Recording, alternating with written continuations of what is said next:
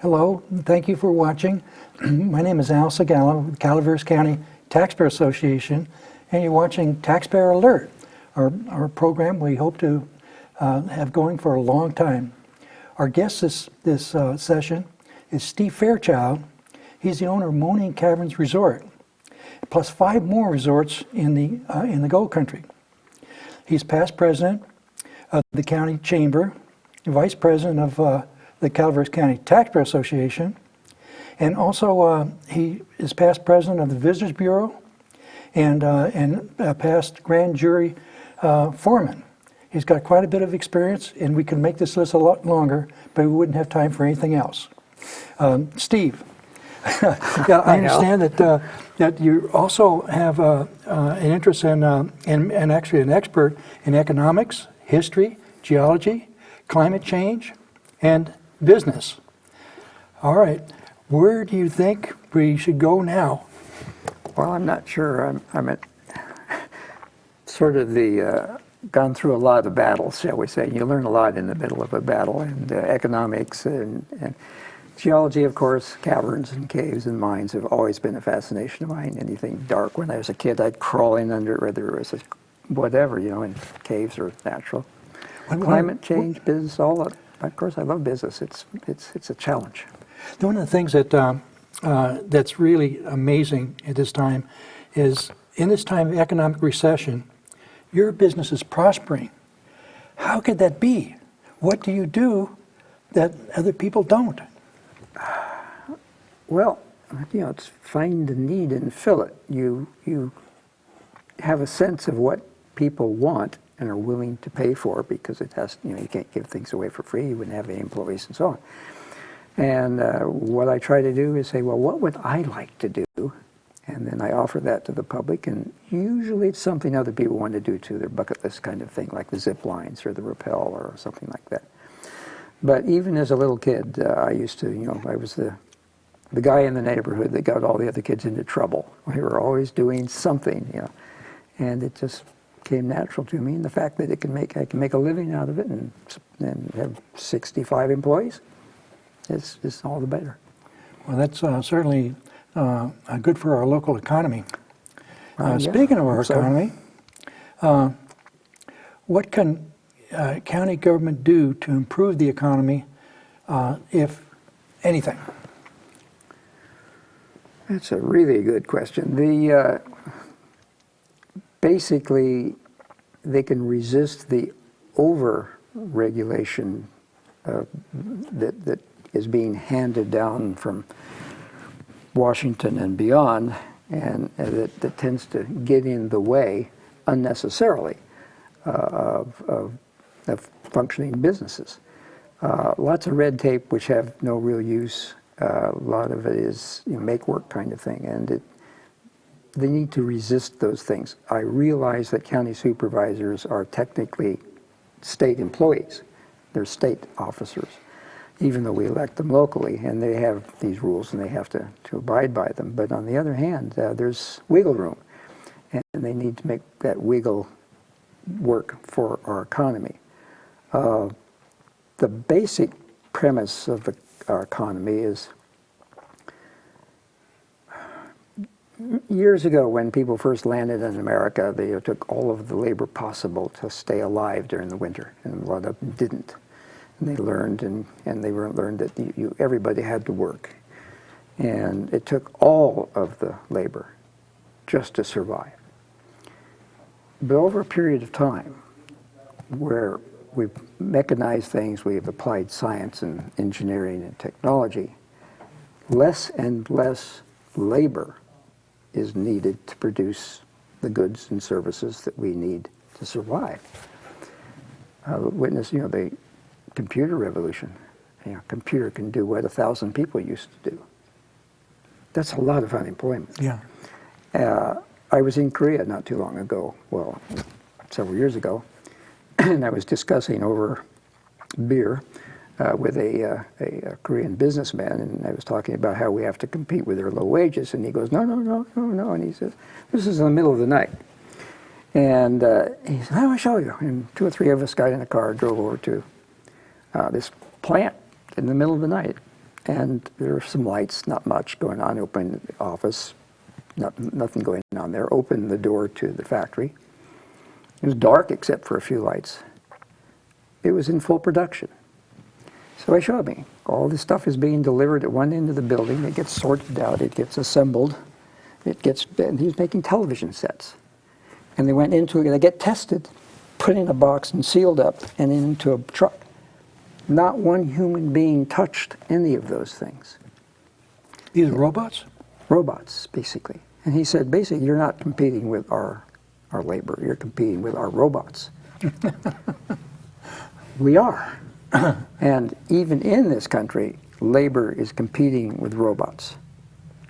And that's just, how do you solve that problem? Because what's the point of producing goods and services if you don't have anybody to use it? Well, then how do you distribute that? It gets to be really complicated. And the industry that I'm in is I believe, a big industry. It's the largest industry in the world right now. Is basically entertainment, recreation and entertainment, movies, concerts, you name it. It's all entertainment, and growing rapidly. And it's activating people's minds, basically, and that is where I think future businesses lie for large numbers of people. And that allows exchange of wealth and whatnot, and that's our solution, I think.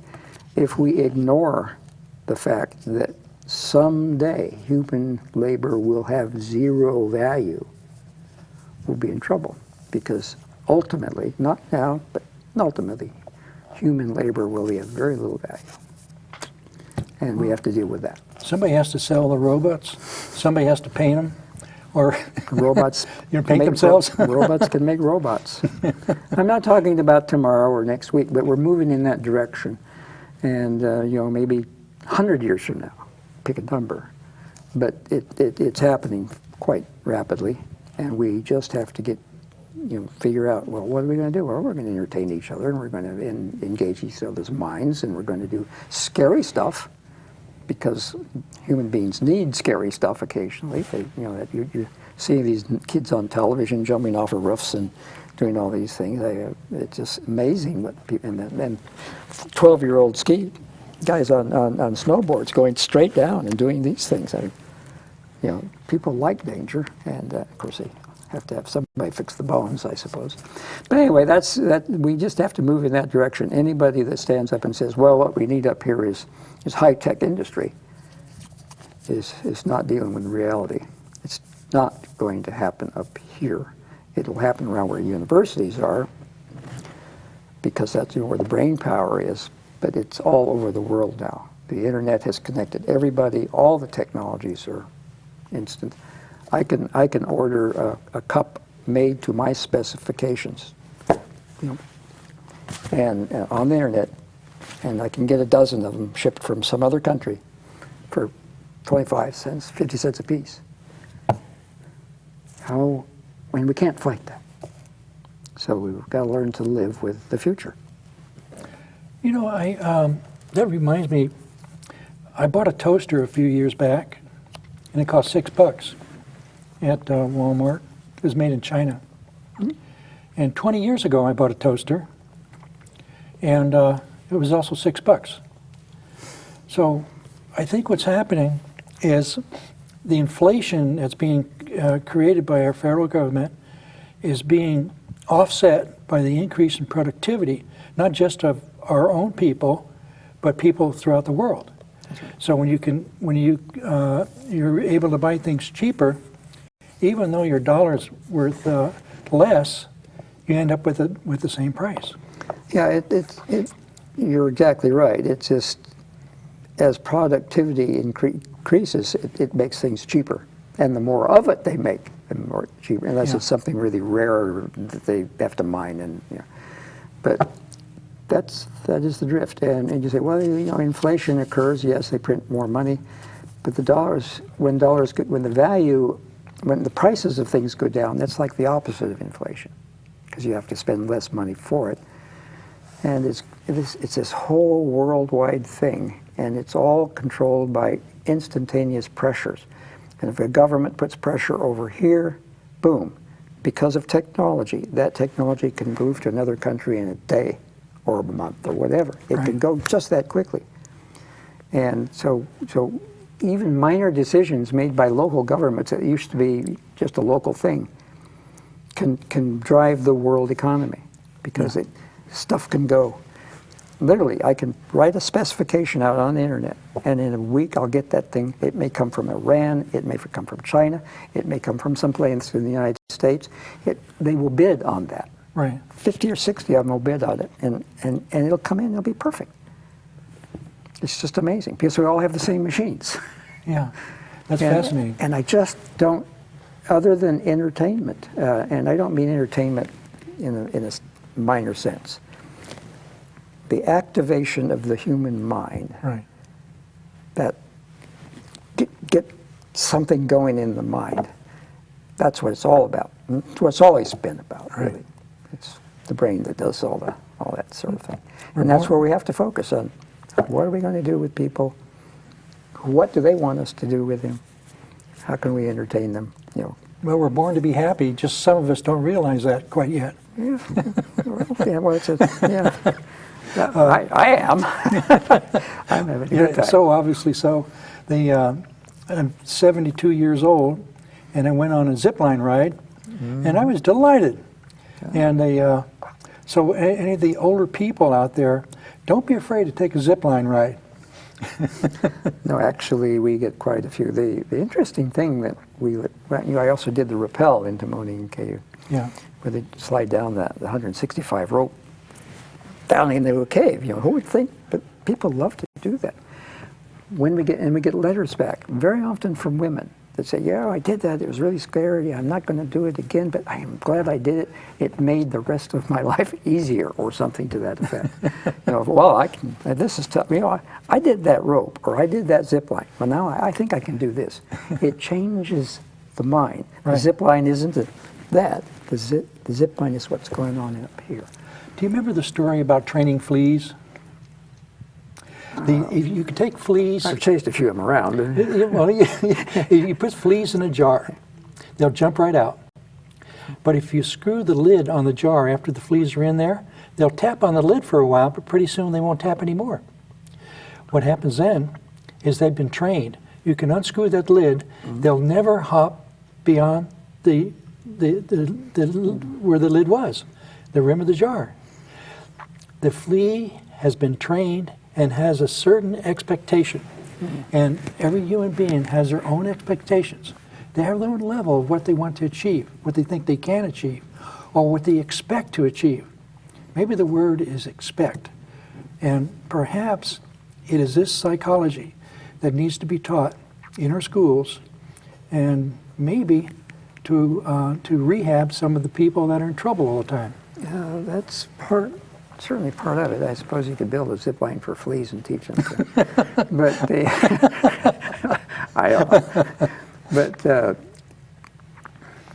It's also an obsession with safety.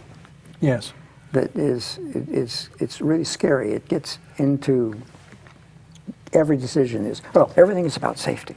Well, there's a limit. There are some people actually like to take risks because it gives meaning to their lives. They take risks because there's a gain, and they want that gain. There's an element that keeps saying, well, we have to keep everybody safe. We're the government now. We have to keep them safe, and we have to keep them safe from themselves. And so one of these days, you're going to say, well, we can't have climbing in Yosemite Valley anymore, and things like that. Yeah.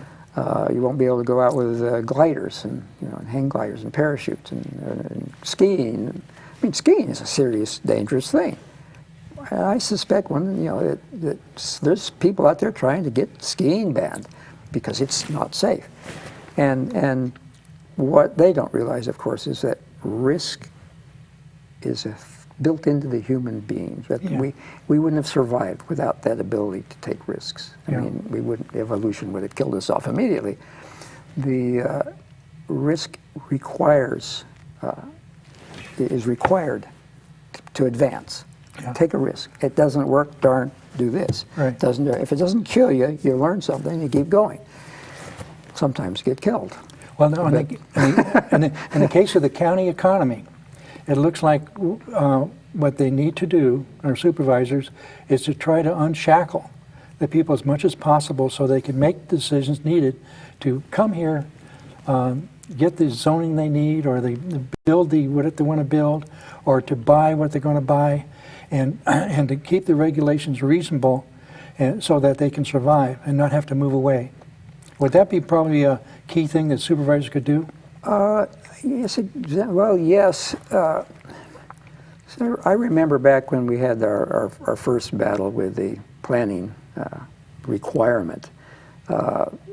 Most of the people in the county didn't like the idea at all. The supervisors didn't like the idea at all that you're going to plan everything ahead of time, because that means you have some brilliant foresight as to what the world is going to require in the future. Right.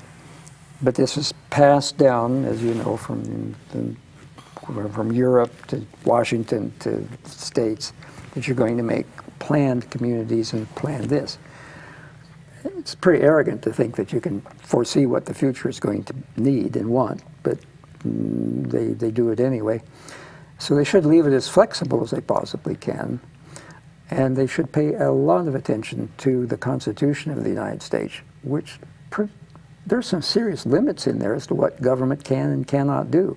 Yeah. And there may be some lawsuits based on that might have to happen. But basically, the supervisors, they need to look at that human need for flexibility. The tree, mighty oak gets blown over, but the willow doesn't. Flexibility is extremely important in the human race and in individuals and in counties.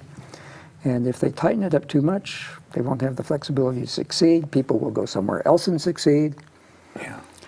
So our general plan... And to other countries. We're going through a general plan update process now. Another one. And so we need to try to put as much flexibility as we possibly can to allow people to prosper. Leave the flexibility, basically, yeah. Yeah. Yeah. And include flexibility as an... But, they always, in some ways, the general plan can be amended almost any time by the Board of Supervisors. Most people aren't aware of that. Also a referendum. It just becomes such a complicated thing because they want it all to be consistent. And so if you make a change here, then, it's all got to be rewritten. But that's a bureaucratic problem as far as I'm concerned. I think the flexibility should be in there, and the people should vote for supervisors who are going to give them what they need. That's what they're for. Yeah. But they are still state employees and have to work. Which goes to the next question. What can state government do to improve the economy? Same thing. Stay as flexible as possible. Keep the regulations to the minimum required to make order and so forth. Try to keep the economic corruption out of the system. People who get elected need money to get elected. Right. That means they invariably, either they or their assistants take or get promises so they get this money so they can buy votes.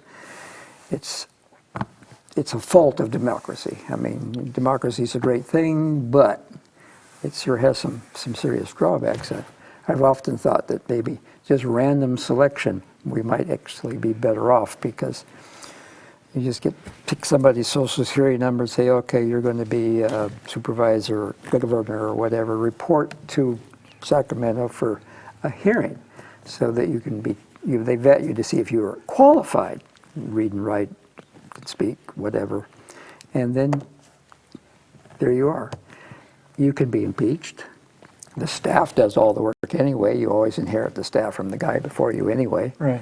So basically the job of a lot of politicians is to go around raising money. Well, this would eliminate that. It would also eliminate the corruption, but that's not going to happen. Now, if I become king of the world, I'm going to get rid of elections and have everybody randomly selected and then vetted and then impeached. That reminds me of... It's not going to happen, I know. But it would be fun. That reminds me of a short story that someone said that bureaucrats and politicians in some ways resemble cockroaches. It's not what they steal and carry off that hurts so much. It's what they fall into and mess up. Could be. Yeah. That said, though, I've been living here a long time, and we have been very fortunate in the past, and we've had good supervisors, Yeah, we bar have. and line.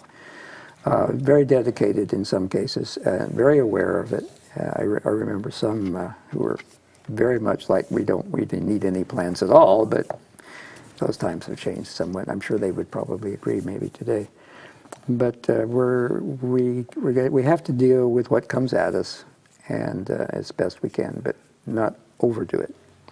Every time I've gone to a supervisor meeting, there's some group who stands in front of or a speaker who stands there asking for money for this project and that project, or homelessness, and all worthwhile things. And my advice then would be, people should dig into their pockets and donate as much as they feel they can to that, but not into my pockets. Yeah. The supervisors are spending your money and my money. Should we have a say as to whether they're going to donate it to this and that? And I get kind of bothered that all these people think all they have to do is stand there and ask for money, like there's some money machine in the back room, right, and they're just going to get some. It's not their money. Which raises the question, what is the purpose of government? If it's not to protect life, liberty, and property, it's certainly not to steal from some and give to others. That doesn't seem reasonable. There is an extent, of course, when emergencies happen. People who, for no fault of their own, get into serious trouble. A tree falls on, whatever. Yeah. Then there's a good reason for community to come together, and the most convenient and easiest way for community to come together is through local government. And those things are valid, but there are some things that are just not in that category. And somebody who won't work, doesn't want to work, or do we really need to take care of them? That kind of stuff. But it's a fine line. And, if we have a money-making machine, we can pay for it all.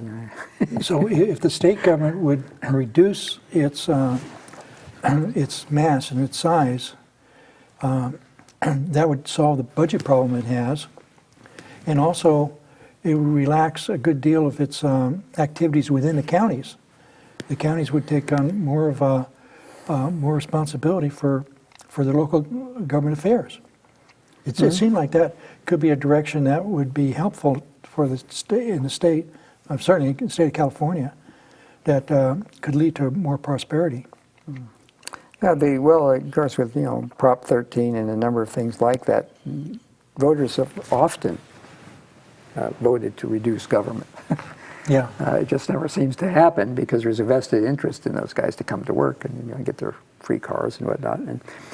And in fact, the government officials that I've met, and I was in the DUR program, the anti-drunk driving program, lots of programs. I've been in Sacramento. I've been impressed with how intelligent they are, but I also feel very much that there's this the political thing. We'll trade this vote for that vote. I care about this, but I care about that more. I will give up this to have that. There's a lot of that gamesmanship going. If you don't compromise, I guess you don't get anything done up there. Which means, but then you're going to get reelected. But if you have random selection, there's no re-elections, you see. I don't know about the random selection. Well, We could have a robot. That's right. You couldn't do any worse.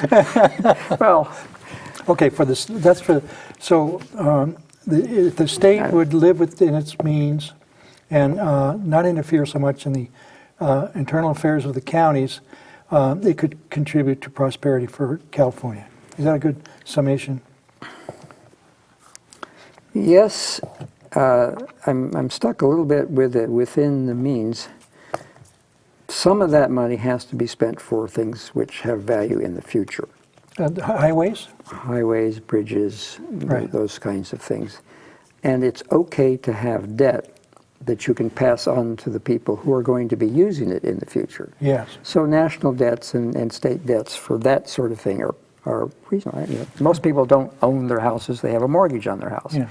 And most likely somebody will take over that mortgage or something in the future. And it's fair that the future generations should pay for what we're building for them, Right. but So it's a there's a bond- limit. That's for bond issues and that sort of thing? Well, yeah, that and general tax money. I mean, when Eisenhower came back and decided to build freeways, it cost a lot of money, but the payoff has been huge. Yeah. And we, our new generation, they're inheriting something like 100. I can't remember the numbers. $80 trillion worth of stuff that we own. Yeah. You know, buildings and freeways and airports and so forth. We own those things. Yeah. It's fair that future generations could help pay for that because they're going to get it. They're going to inherit it. But for wars and stuff like that, various things that they spend money on, waste money on. We've had some controversy recently with the county budget, and one of the things we seem to be $7 million overspending.